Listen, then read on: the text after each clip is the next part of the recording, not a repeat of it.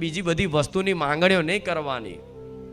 આ લીયાલ માતા, પેલું લીયાલ માતા, પેલું લીયાલ માતા, આટલા પૈસા આવી જાય, મારી આ થઈ જાય, મારી પેલું થઈ જાય. આ બધી પ્રાર્થનાઓ કરીને થાક્યા હોય તો મૂકો. તમે કરશો ને તો મારે જે કરવાનું એ જ કરીશ.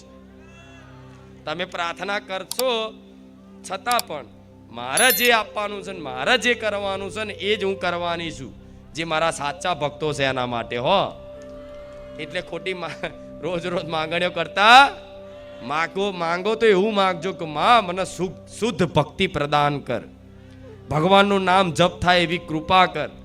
માં હું એકદમ મતલબ મારું મન પવિત્ર કરી દે. માં ધીરે ધીરે જીવનમાંથી મતલબ આ ખોટા સંગોનો ત્યાગ કરાવી દે.